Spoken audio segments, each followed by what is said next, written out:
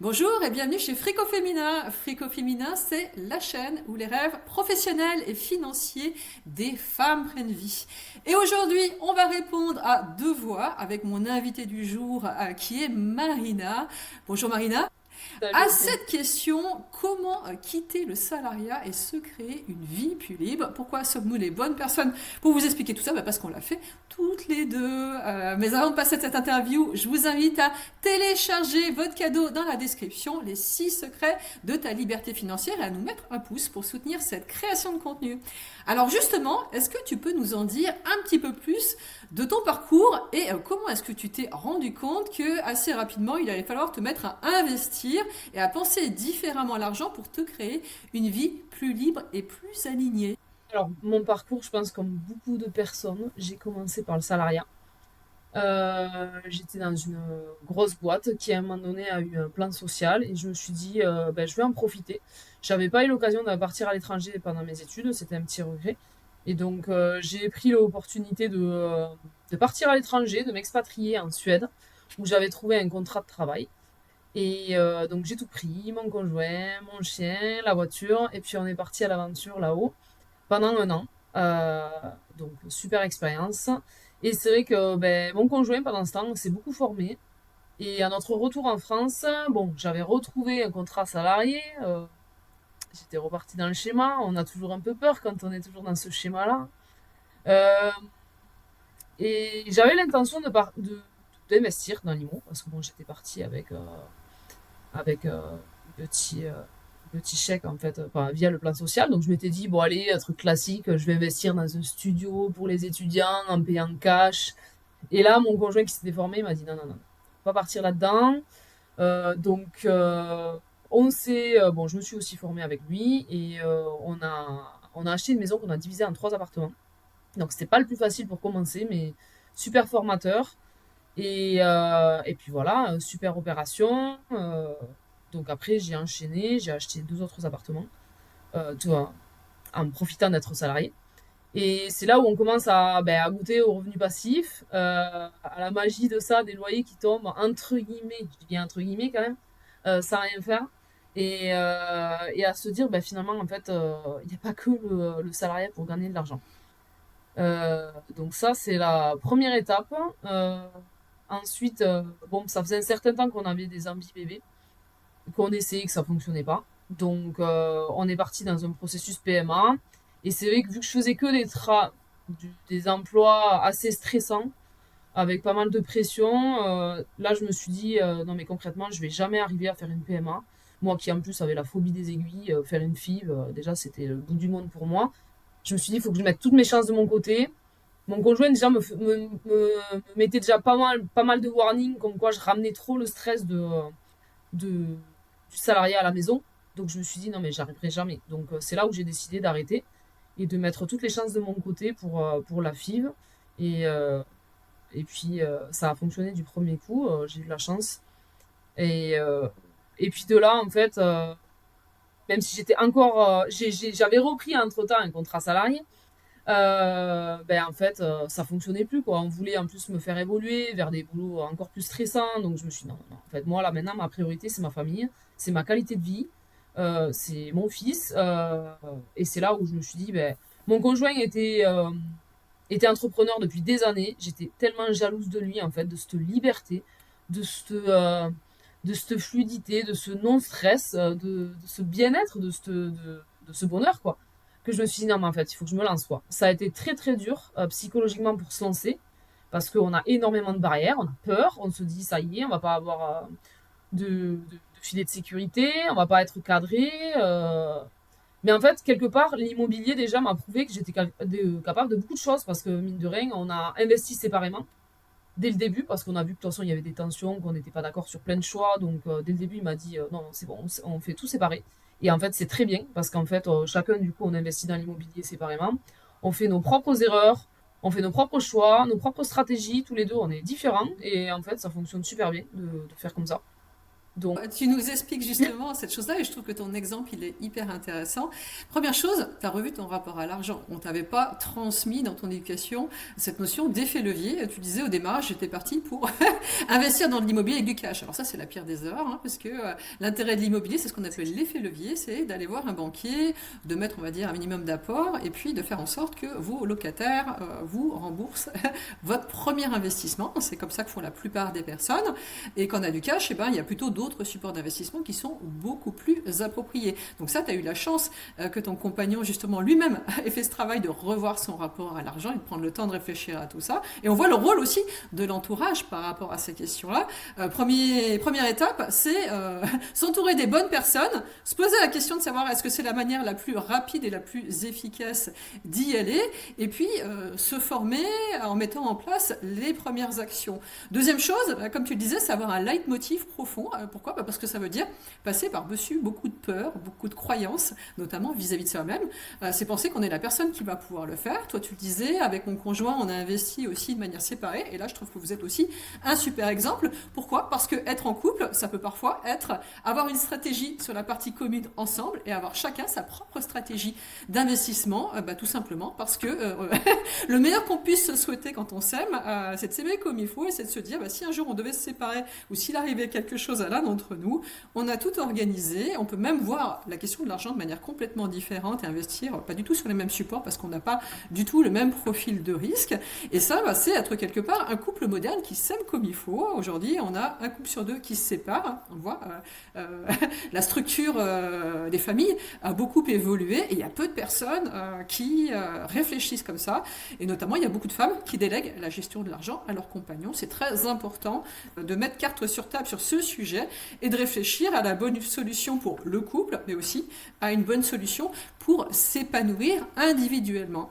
Et puis, tu le disais, en fait, ton rapport à l'argent, il a évolué avec le temps, puisque la première fois, ça t'a certainement fait très peur de faire ton premier investissement, qui était un investissement de rapport dans l'immobilier.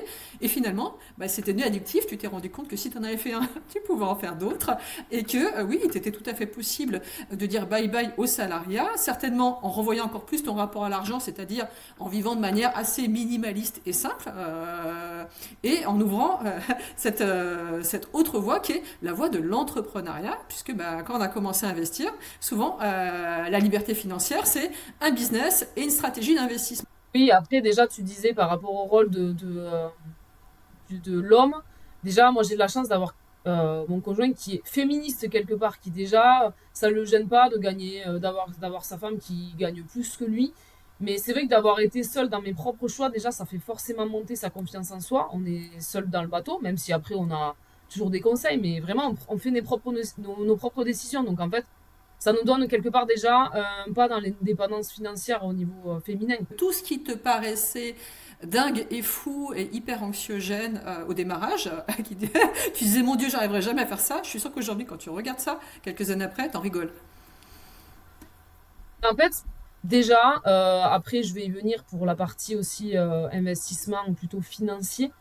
Ce qui m'a énormément rassurée, c'est de se former. En fait, c'est comme si en fait on se disait bon ben je vais pas, je vais aller conduire une voiture pour la première fois. Par contre, j'ai jamais fait de cours de leçon de conduite. Ben en fait, tous les gens qui se lancent dans l'immobilier sans se former, c'est une grosse erreur. Parce qu'en fait, il y a énormément de choses à faire, à penser, à demander. Moi, j'ai utilisé à fond le différé d'emprunt. Donc, en fait, rien que ça, déjà, 3 ans de différé d'emprunt, je commençais à toucher mon loyer, je commençais à rembourser, en fait, mes apports. C'est ça qui a fait que j'ai pu aussi enchaîner, en fait, hein. C'est des petites stratégies comme ça. Mais il y en a plein. Sécuriser tout avec les moi j'ai tout délégué, hein. Donc du coup en fait après une fois que les logements étaient terminés, il y avait aucune charge mentale. Enfin là je veux dire aujourd'hui j'ai aucune charge mentale sur mon immobilier parce que je le gère pas. C'est géré par des agences, donc moi j'ai pas des locataires qui m'appellent tous les 4 matins parce qu'ils ont un WC qui a un problème, hein. Non. Donc ça passe en charge, j'ai la comptabilité qui est gérée, je paye pas d'impôts, enfin voilà, il y a tout qui est fait pour. Mais j'imagine que les gens qui ont pas tout optimisé, ce qu'il faudrait le faire dans l'immobilier, on paye des impôts, donc du coup la moindre charge en fait c'est un frein, on n'a pas envie de le faire, donc du coup derrière notre locataire il est pas bien parce qu'il est dans un logement pas bien entretenu, et après derrière il y a des impayés, etc. C'est l'avalanche quoi. Et c'est ce que je Donc, te disais justement, quand on se lance dans une démarche, on va dire, de construire sa liberté financière et de commencer à investir, c'est essentiel, oui, de se former, de se faire accompagner. C'est un très mauvais calcul, c'est un problème de rapport à l'argent, de penser que vous faites des économies en faisant tout seul, c'est-à-dire en ne vous formant pas et en ne vous en pas accompagné. Les erreurs, la perte de temps, le coût indirect des mauvais choix de statut, de fiscalité, tout ce qu'on veut, va vous coûter 10 fois ce que l'investissement, clair. parce que c'est un investissement que vous auriez fait dans la formation et de l'accompagnement, vous aurez rapporté. Et tu vois, après, pareil, bah, une fois que justement je n'étais plus finançable parce que j'avais quitté mes emplois salariés, donc l'immobilier c'était un peu en stand-by et puis ça tombait bien parce que voilà, j'étais plutôt côté maternité à gérer, parce que quand même l'immobilier prend quand même du temps, hein, en termes de, ben, il faut trouver le bien, il faut après le rénover, etc. Donc le moment où, à partir du moment où tu te lances dans un projet IMO, ça demande quand même du temps avant que le bien soit loué, parce que moi je fais que des biens avec travaux. Bah, du coup, je me suis dit, bon, ben là, j'avais de nouveau des revenus quand même, hein, parce que je suis un peu un écureuil. Donc, j'économise. Donc, je me suis dit, bon, le livret A, ça va bien un moment. Je me suis dit, ben, on va se lancer après dans tout ce qui est investissement financier. Donc, la bourse et ensuite la crypto. Ben, pareil, je me suis pas dit, ça y est, je vais aller au pif, là. Non, je me suis formée, pareil.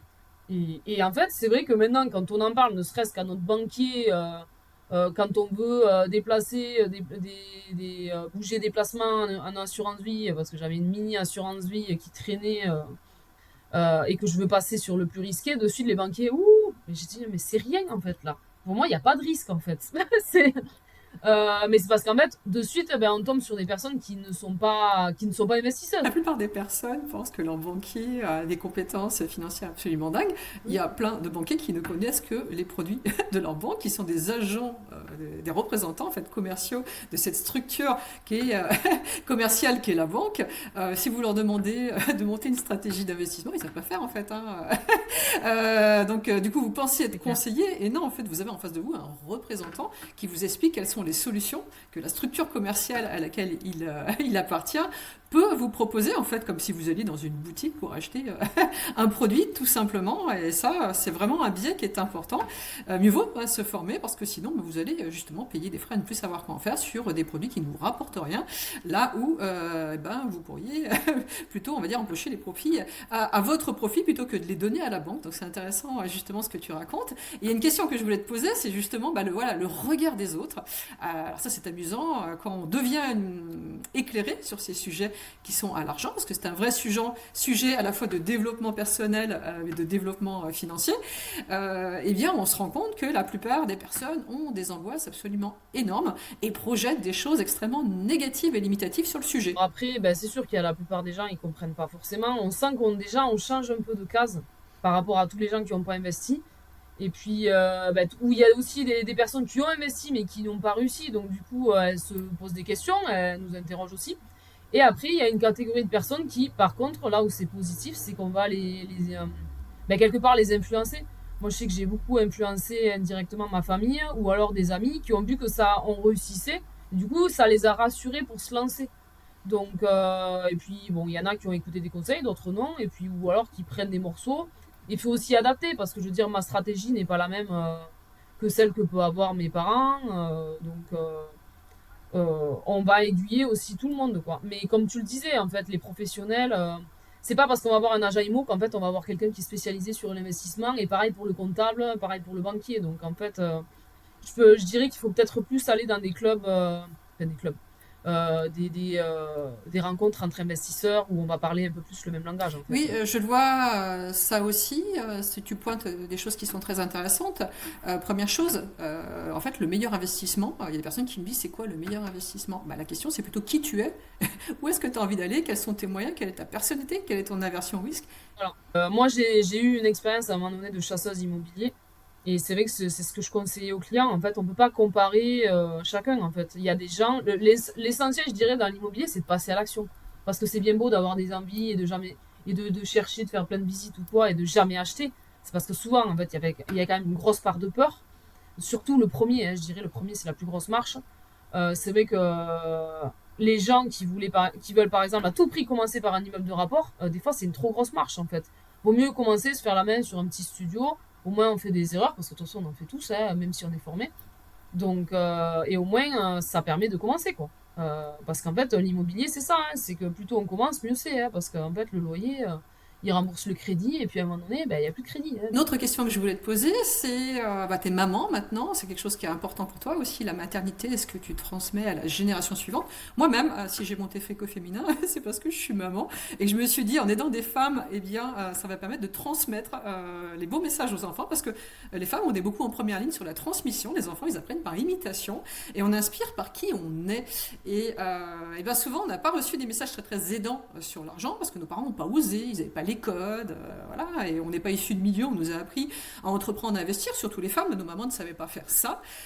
Et toi, justement, qu'est-ce que ça a changé dans ta perception des choses et qu'est-ce que tu as envie de transmettre à tes enfants?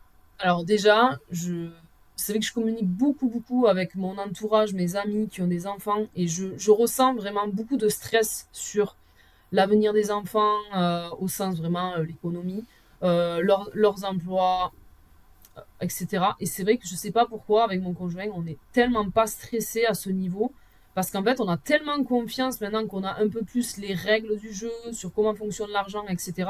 Comment le faire travailler, qu'on se dit que de toute façon, on va le transmettre à nos enfants. Alors, je vais peut-être en choquer plus d'un. On commence, alors je vais pas dire qu'on commence dès qu'ils sont petits, mais déjà à comprendre déjà qu'il y a des choses, c'est pas gratuit. On n'est pas là à offrir des cadeaux tous les jours. J'ai en fait quelque part, je vais pas dire que j'ai envie que mes enfants ils souffrent, mais j'ai envie qu'ils se sentent aussi un peu plus dans le besoin. J'ai pas envie qu'ils aient tout qui tombe du ciel parce que là, c'est pas comme ça en fait la vie. Donc après, on commence déjà à les mettre un petit peu, bon, ma petite de 2 ans, pas encore, mais bon, mon fils de 5 ans, on commence petit à petit à lui expliquer indirectement par le jeu tout ce qui est entrepreneuriat, c'est-à-dire, ok, tu veux acheter ce jouet, ben pour ça, il faut de l'argent. Ben pour de l'argent, il faut aller le chercher. Comment on va chercher? Ben par exemple, voilà, le voisin, il a besoin d'enlever les mauvaises herbes. Ben on va faire ça. Et c'est le voisin qui donne de l'argent. Alors même si après, derrière, on paye le voisin, on s'en fout. Mais en fait, lui montrer que l'argent, il vient de l'extérieur. Il vient pas de nous. Il n'y a pas d'argent de poche. Alors pareil, je vais en choquer plus d'un, mais je pense qu'il n'y aura pas d'argent de poche, il n'y aura pas, ou alors très peu, mais il n'y aura pas d'héritage. En fait, j'ai pas envie qu'ils grandissent comme ça, avec l'idée que ça y est, il y a quelque chose qui vont tomber du ciel, parce que je trouve que c'est les engluer, c'est les boulets aux pieds.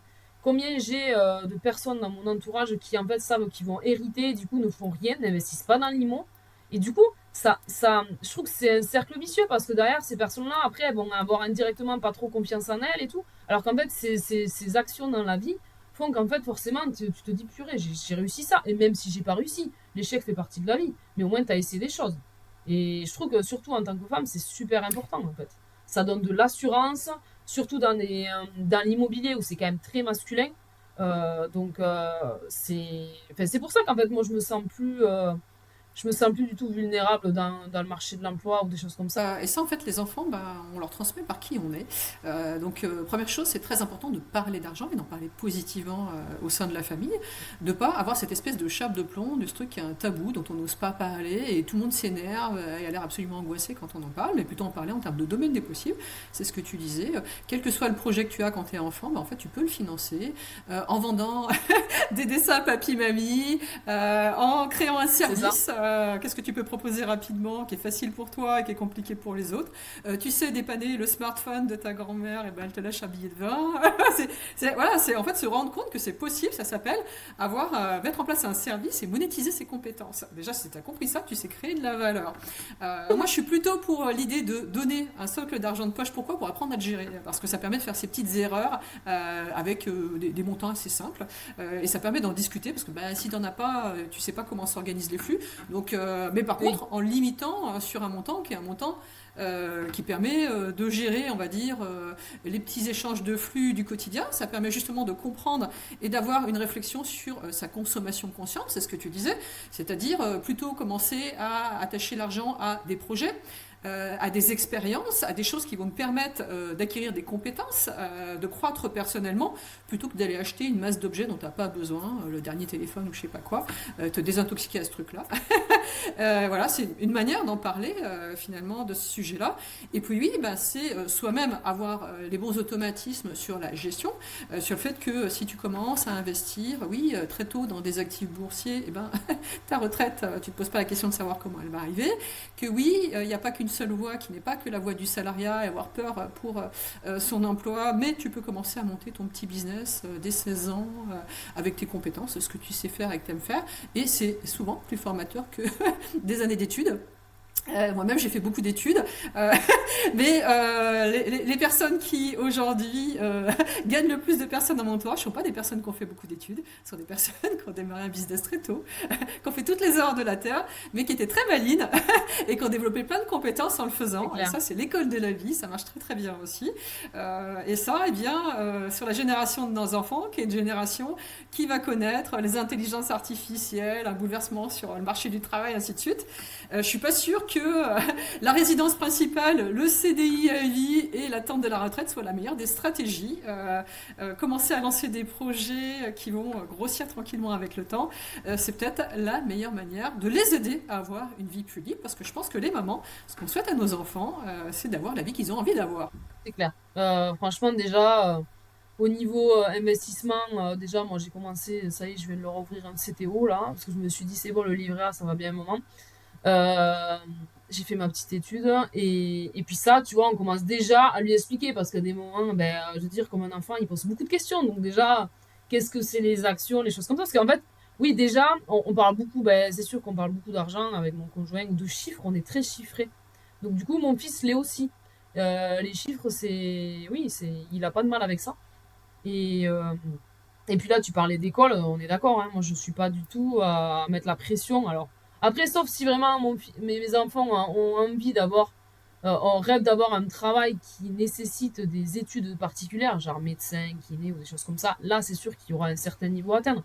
Mais sinon, après, pour tout le reste, enfin, moi, je vois là, dans l'entrepreneuriat, enfin, je veux dire, mes études, entre guillemets, me servent à rien, quoi. Je veux dire, au contraire, c'est plutôt, il faut jamais s'arrêter de se former, tout le temps, tout le temps. Et en fait, ça, pareil, ça te donne une confiance en toi, là. L'entrepreneuriat, laisse tomber tous les métiers qu'on fait à la fois, hein. Mais c'est passionnant. Moi, j'ai un cerveau qui a besoin toujours de réfléchir, d'avoir un peu de la difficulté et tout pour être stimulé.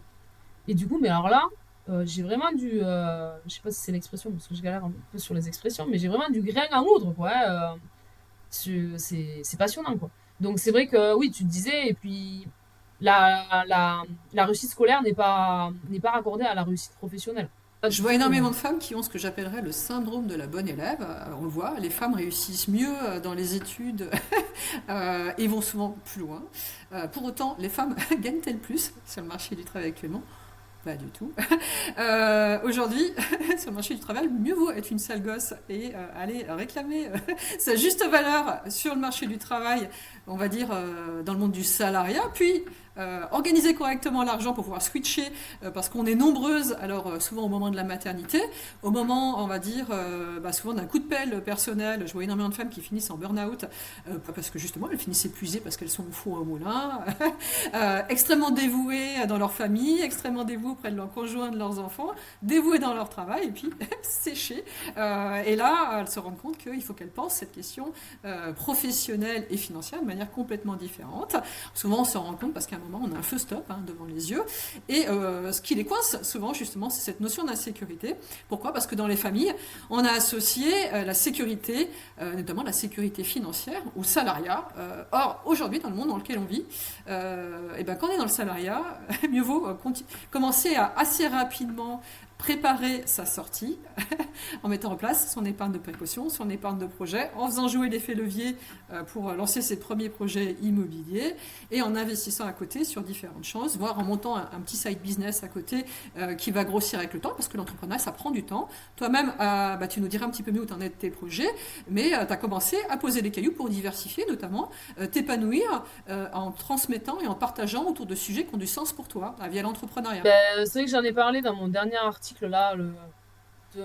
C'est le compte rendu du livre Libéré de Titouille Lecoq qui est sur le féminisme. Et c'est vrai que j'ai découvert des choses vraiment bluffantes sur vraiment les différences entre les hommes et les femmes au niveau ne serait-ce que salariat, au niveau des salaires. Si on doit relier un peu, remettre un petit peu qui c'est qui gagne le plus, ceux qui gagnent le plus sont les hommes avec enfants. Ensuite, il y a les hommes, ensuite, il y a les femmes sans enfants, et ensuite, il y a les femmes avec enfants. Enfin, c'est quand même, pour te dire, l'inégalité. Et tu vois, tu parlais d'éduquer aussi nos filles. Et c'est là où c'est compliqué en tant que parent, c'est que oui, les filles, en fait, elles sont meilleures à l'école parce que généralement, elles sont plus studieuses, plus calmes, plus concentrées. Et ces traits de caractère-là vont très bien avec l'école, mais arriver dans le salariat, en fait, ça se bascule. En fait, il faudrait complètement changer d'état d'esprit pour plus s'imposer, aller demander oui, s'imposer pour en fait se respecter aussi, se dire, ben oui, moi je sais que je vaux ça. Je veux dire, lui, il fait le même travail que moi, pourquoi j'ai pas le même salaire, c'est pas normal. Il Faut faut comprendre soi-même qu'en fait c'est ni féminin ni masculin, c'est un biais de genre qu'il y a dans la société, on s'en rend pas compte, hein, c'est inconscient. Et oui, oui, moi je l'ai vécu de nombreuses fois dans ma vie professionnelle. C'est assez amusant des fois de voir comme ça choque justement des femmes quand une femme ose parler librement d'argent et aller réclamer sa juste valeur. Parce que moi j'étais sur des postes où je parlais beaucoup de ces sujets et quand il fallait que j'en parle pour mon propre job, et ben on me faisait sentir que quand même c'était pas très très bienvenu. Et pourquoi est-ce que j'étais la seule à le faire? Donc c'est un truc qui est assez amusant. Mais bon, plus on sera nombreuses à en parler, plus ce sujet va pouvoir se libérer. Et je vois que ça change quand même dans la nouvelle génération, parce qu'il y a beaucoup de jeunes femmes notamment qui se rendent compte que, entre guillemets, leurs mères ont subi leur vie sur cette question-là. À nous de changer les choses, hein, c'est par notre comportement qu'on changera les choses. Il y a beaucoup d'images et de représentations sur ces questions-là. Et justement, où est-ce que tu en es de tes projets? Où est-ce qu'on peut te retrouver sur Internet? Alors, niveau projet, je suis passionnée par beaucoup de choses. Donc, en fait, j'ai lancé plusieurs activités.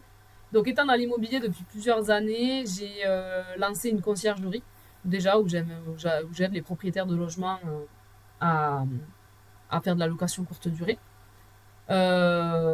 Ensuite,